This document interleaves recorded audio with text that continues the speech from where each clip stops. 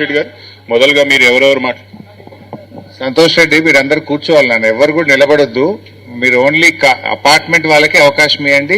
కార్యకర్తలు ఎవరైనా ఉంటే దయచేసి వెనక్కి వెళ్ళి కూర్చోండి, ముందు ఉండకూడదు. ఓన్లీ లెటర్స్ అలో అపార్ట్మెంట్ పీపుల్.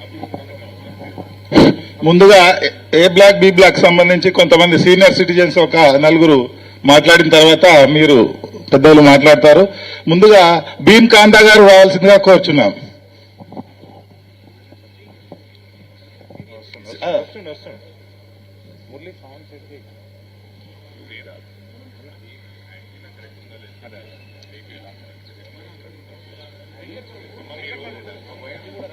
రండి, కాంతా గారు రావాలి. మీరు ఇలా ఎదురు చేసుకున్నది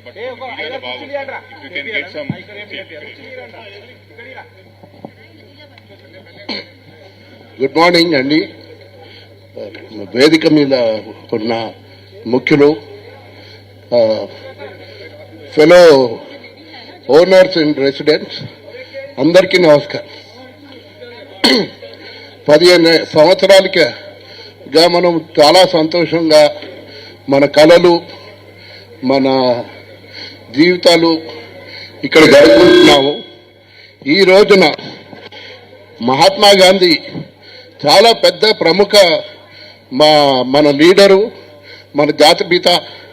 కానీ ఆయన స్మారకం కోసం మన ఇల్లు కూలగొట్టేసి మన జీవితాలు పాడు చేసేసి చేయమని డెఫినెట్ గా మహాత్మా గాంధీ గారు కోరుకుని ఉండరు, ఇది ఖచ్చితం.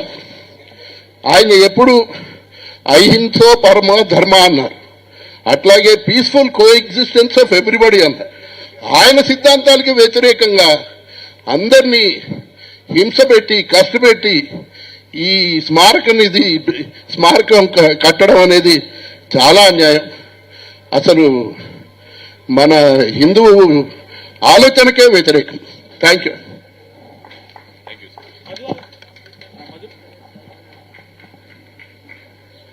హలో, ముందుగా హరీష్ రావు గారికి, కార్తిక్ రెడ్డి గారికి స్వాగతం చెప్తూ మా సపోర్ట్గా వచ్చినందుకు వారికి ధన్యవాదాలు తెలియపరుచుకుంటున్నాం. మా ఏబీ బ్లాక్ తరఫున, తర్వాత Musi river front affected people తరఫున కూడా.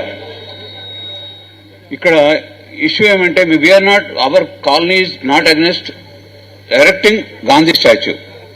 అక్కడ 50 ఎకరాల స్థలం ఉంది. ఆ 50 ఎకరాలు ఏమైనా చేసుకోవచ్చు.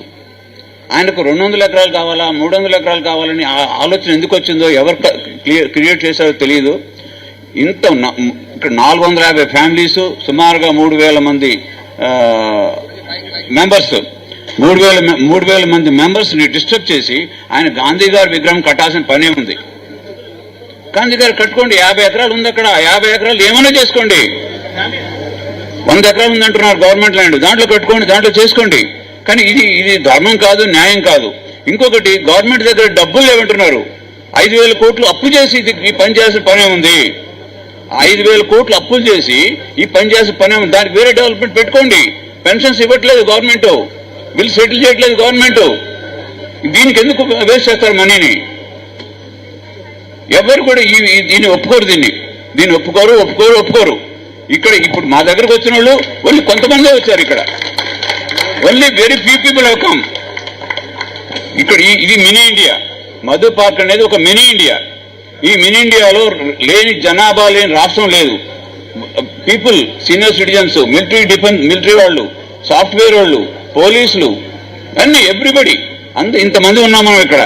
ఇంతమందిని డిస్టర్బ్ చేసి సడన్ గా 12వ తారీఖు నాడు notice, 12th notice, we're acquiring your land. There is no consultation. With the people. There is no public opinion. ఇక్కడ ఏమి ప్రైవేట్ పబ్లిక్ పర్పస్ ఉందో అర్థం కాలేదు. ఇక్కడ పబ్లిక్ పర్పస్ ఉంది, దీనికోసం ఎక్వైర్ చేస్తా ఉన్నారు. ఇంకోటి ఏంటంటే, straight violation of the rule. Exemption of government exempted this project from social impact assessment, which is not at all correct. Social impact assessment ఎందుకు ఎగ్జామ్ చేస్తారు?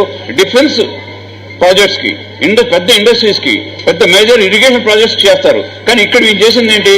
సింపుల్ ఎవరికో ప్రైవేట్ వాడికి హ్యాండ్ ఓవర్ చేయడం కోసం ఈ పని చేశారు. ఇది చాలా తప్పు. ఇది చాలా తప్పు తప్పు తప్పు.